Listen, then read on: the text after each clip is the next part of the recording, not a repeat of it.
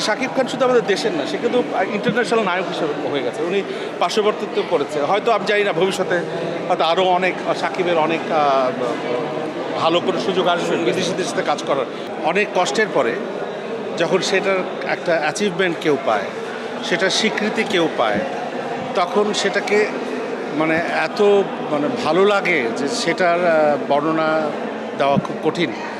আর আমাকে তারা পুরস্কার বা স্বীকৃতি বা সম্মাননা যেটাই দিল না কেন, কারণ ডিরেক্টরস গিল্ডের শুরুটা, একদম শুরুটা রাকায়েত ভাইয়ের সাথে আমি পাশে দাঁড়িয়েছিলাম প্রথম, যার কারণে আজকে ডিরেক্টরস গিল্ডকে এই 25 বছর পরে দেখতে পেরে আমার নিজের কাছেই খুব গর্ববোধ হচ্ছে যে আমরা তো তখন দুরু ভীরু ভীরু মন নিয়ে রাকায়েত ভাইয়ের সাথে বা মোস্তফা মনোয়ারের সাথে আমরা যে কয়জন ডিরেক্টর ছিলাম, যে প্রতিষ্ঠাতা সদস্য হিসেবে ছিলাম, আমরা তো মানে মানে কখনোই আজকের দিনের কথা ভাবিনি। আমার মনে হচ্ছে হয়তো ডিরেক্টরস গিল্ড সমস্ত ডিরেক্টরদের মনের কথা বলতে পারবে কিনা, ডিরেক্টরসরা আসলে একমত হবে কিনা, একটা ইউনিটি হবে কিনা, এটা নিয়ে অনেক চিন্তা ছিল আগে।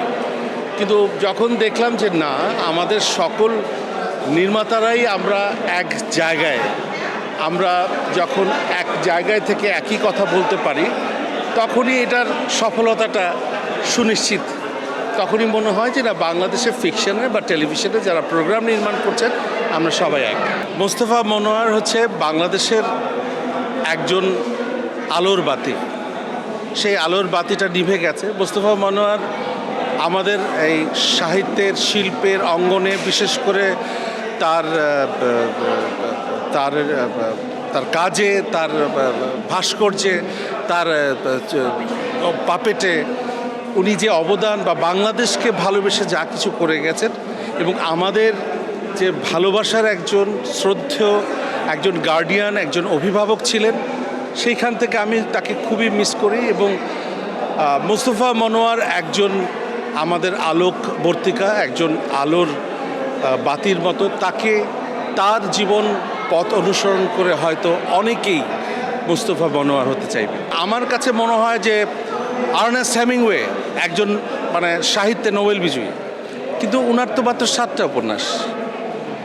তো ভালো কাজ করার মতো ভালো কাজ করতে হবে, সেটা কোয়ান্টিটির দিকে যাওয়া যাবে না। একজন মানুষ একটি কাজ এমনই মানে পৃথিবী মানে জগৎ আলো ছড়ানো কাজ করতে পারে যে একটি কাজে সে অনেক বড় হতে পারে। তা আমরা কোয়ান্টিটির দিকে না যাই। হ্যাঁ, আমার বাবা আমজাদ হোসেন, সে 71, উনি নিজে একজন মুক্তিযোদ্ধা ছিলেন, নিজে একজন সাহিত্যিক ছিলেন, নিজে একজন চলচ্চিত্র নির্মাতা ছিলেন, নাট্যকার ছিলেন, মানে কোন বিষয়ে তার পদচারণা ছিল না। উনি চৌকস একজন ধীমান মানুষ ছিলেন, অভিনেতা ছিলেন। তো বাবার পথ ধরে হয়তো অনেকেই ভবিষ্যতে এগিয়ে যাবে, কারণ তার যে কালজয়ী চলচ্চিত্রগুলি রেখে গেছেন, ওনার বিভিন্ন গল্প উপন্যাস রেখে গেছেন, সেগুলো হয়তো খুব শীঘ্রই মূল্যায়ন হবে এবং আমরা এক আমজাদ হোসেন থেকে অনেক আমজাদ হোসেন হওয়ার চেষ্টা করব। তবে হ্যাঁ, সাময়িক কিছু আমাদের অনেক কি বলবো ওটাকে, মানে দুঃখ দুর্দশা, অনেক অপ্রাপ্তি আছে। তো এগুলো আসলে সব সাময়িক। আমার কাছে মনে হয় না যে একটা শুদ্ধ শিল্প প্রকাশ হতে যে কষ্টগুলো করতে হয়, সেই কষ্টগুলো করে সেই সীমানাগুলো পেরিয়েই সবাই বাংলাদেশের জন্যই ভালো কিছু করবে। সাময়িক কিছু কষ্ট আছে আমাদের, সেই সাময়িক কষ্টটা হতে পারে সামাজিক, হতে পারে রাজনৈতিক, হতে পারে বিভিন্ন রকম। যে এই যে তরুণরা, এই যে যারা ভাবে বাংলাদেশকে সামনে এগিয়ে নিয়ে যাবে, হয়তো তাদের কষ্টগুলো আমরা দেখছি না, সাময়িক সমস্যা। তো এই সাময়িক সমস্যাটা আমরা মনে করি আমাদের বিভিন্ন পর্যায়ে, সরকার থেকে শুরু করে আমরা দেশে যারা বুদ্ধিজীবী আছি, যারা আছেন, যারা ভালোবাসেন বাংলাদেশকে, আমার মূল কথা একটাই, যে অপসংস্কৃতিকে বাংলাদেশে ইম্পোর্ট না করে এই যে আমাদের তরুণ মেধাবান বাচ্চাদের বা আমাদের এই নতুন নবীনদেরকে, তাদেরকে বাংলাদেশকে ভালোবেসে কিছু করতে দেওয়া উচিত। এবং সেখানে যদি বাংলাদেশের কোনো দুর্দশার চিত্র ভেসে ওঠে, যদি কোনো দুর্বলতার কথা ভেসে ওঠে, অবশ্যই সেটা অ্যাকসেপ্ট করা উচিত। অ্যাকসেপ্ট করে সেই জায়গায় নতুন করে আমাদের আলো জাগানো উচিত। তো আমি যেই পথে থেকে এসেছি, যে আমার অগ্রজ যারা ছিলেন, অনেক বড় বড় ডিরেক্টর ছিলেন, আমার বাবাদের গ্রুপের যারা ছিলেন, তা আমরা তো তাদেরকে দেখেছি। তা আমাদের যে দেশে বুদ্ধিজীবীদের সম্মান করা না হয়, সেই দেশের উন্নতি একটু বাধাপ্রাপ্ত হয়। আমার আমজাদ হোসেনের ক্ষেত্রে বলছি, উনি যেহেতু মুক্তিযোদ্ধা ছিলেন, উনি যেহেতু বাংলাদেশ জন্ম নেবার আগের একজন মানুষ ছিলেন, উনি এবং মুক্তিযোদ্ধারা যখন বাংলাদেশকে জন্ম দিয়েছে তখন তাদের পরিচিত অনেক মানুষই বিভিন্ন মতবাদে চলে গেছে। এটা আমার বাবারই কথা।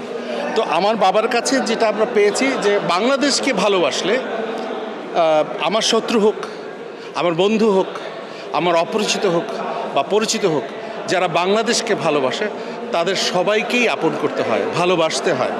এই ক্ষেত্রে হয়তো বাবার এই জায়গাটা হয়তো অনেকে বোঝেন নাই, হয়তো অনেকে তাকে অ্যাসেস করতে পারেন নাই। তার সাহিত্য পড়লে, তার চলচ্চিত্র দেখলে এই সব ভুল ভেঙে যাবে।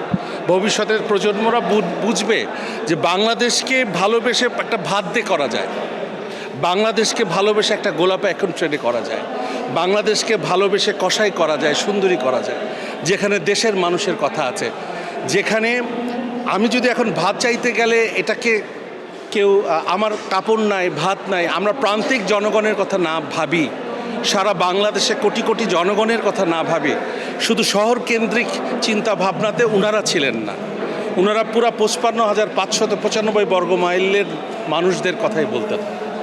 তো সেই জায়গায় প্রান্তিক জনগণ, যেখানে অনেক মেধাবী মানুষরা লুকিয়ে আছে, যারা হয়তো সুযোগ পাচ্ছে না, এদের জন্য তারা অনেক কষ্ট করেছেন, তারা শ্রেণী সংগ্রাম করেছে ছবির ভিতরে। সেটা হয়তো আমাদের একটু সময় লাগছে, আমরাও পারবো। রাজনীতি একটা নীতি। আমি যেরকম নিজেকে খুবই সৌভাগ্যবান মনে করি, একজন মিডিয়া কর্মী, একজন চলচ্চিত্র নির্মাতা, একজন নাট্যকার, একজন লেখক, একজন গীতিকবি হিসাবে আমার পেশাকে আমার ভালোবাসা উচিত। আমার পেশাকে আগে খুব বেশি ভালোবাসা উচিত। তারপরে একটা রাজনৈতিক সচেতনতা থাকতে হবে নাগরিক হিসাবে, এটা সবার মতোই। কিন্তু আমার কাছে মনে হয় যে কোথাও যেন একটা অগোছালো ব্যাপার চলছে, যে কোনটা আগে, মানে আমি একটু মানে হাসির মতোই বলি যে মুরগি আগে না ডিম আগে, এরকম হয়ে যাচ্ছে ব্যাপারটা। আগে আমি বারবার বলছি, বাংলাদেশ আগে, আমার বাংলাদেশ আগে, তারপরে বাংলাদেশের ভিতরে কি হচ্ছে ৫৫,৫৯৫ বর্গ মাইলের মধ্যে সব আমার। এখানে খারাপও থাকতে পারে, ভালো থাকতে পারে, বাট একজন নাগরিক হিসাবে আমাকে সবই দেখতে হবে। যারা দুঃখে আছে তাদের দেখতে হবে, যারা খারাপ আছেন তাদের সাথে মত বিনিময় করতে হবে, যারা ভালো আছেন তাদেরকে আরও ভালো করতে হবে। কিন্তু আমি যখন পুরো দেশটাকে নিয়ে ভাববো, তখন তো আমার এত কৌণিকভাবে ভাবার সুযোগটা নাই। শাকিব খান আমাদের এখন পর্যন্ত একটা সম্পদ। শাকিব খানকে কে কীভাবে ব্যবহার করছেন সেটা চলচ্চিত্র নির্মাতাদের উপরে নির্ভর করে, কিন্তু শাকিব খান একটা সিজন অ্যাক্টর, একমাত্র নায়ক। শাকিব খানের উপরে এখনও বিশ্বাস করে, শাকিব খানকে বিশ্বাস করে এখনও হাজার হাজার লাখ লাখ লোক সিনেমা হলে যাচ্ছে। এই হল কমে যাচ্ছে। তো আমার কথা হচ্ছে, আমাদের এত কম জিনিসের উপরে আমাদের এত অবস্ট্রাগল, এত কিছু থাকলে তো হবে না। আমরা এমনিতেই ক্ষয়ে যাচ্ছে। আমাদের এখন হল বাড়াতে হবে, শাকিব খানের মতো আরও হিরো আনতে হবে, ববিতা আন্টির মতো, শাবানা আন্টির মতো, বা আমাদের বাবার মতো, খানাতরের মতো, আমজাদ হোসেনের মতো, সুভাষ দত্তর মতো, জহির রায়নের মতো অনেককে পৃষ্ঠপোষকতা দরকার। আমরা শিল্প সংস্কৃতিটা পৃষ্ঠপোষকতার অভাবে ভুগছি, সোজা কথা।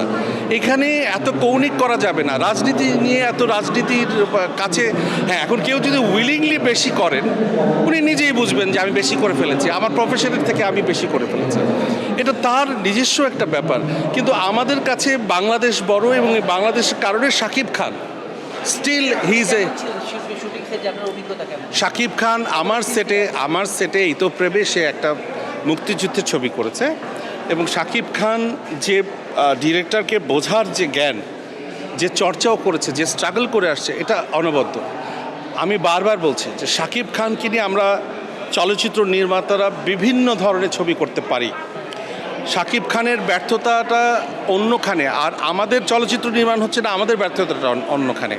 আমরা দেশের কথা বলতে চাই। আমি শুরুতেই বলেছি যে অপসংস্কৃতিকে ইম্পোর্ট করে না এনে আমরা আমাদের দেশের মানুষের কথা যদি আরও বেশি করে বলতে পারতাম চলচ্চিত্র নির্মাণে, নাটক নির্মাণে, ফিকশনে, তাহলে আমার মনে হয় দেশের মানুষ অনেক কিছু পেত।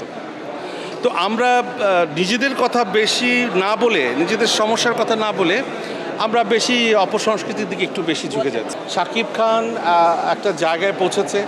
শাকিব খান আমাদের শুধু একটা কথা কি, শাকিব খান শুধু আমাদের দেশের না, সে কিন্তু ইন্টারন্যাশনাল নায়ক হিসেবে হয়ে গেছে। উনি পার্শ্ববর্তিত্ব করেছে। হয়তো আমি জানি না ভবিষ্যতে হয়তো আরও অনেক শাকিবের অনেক ভালো করে সুযোগ আসবে বিদেশিদের সাথে কাজ করার।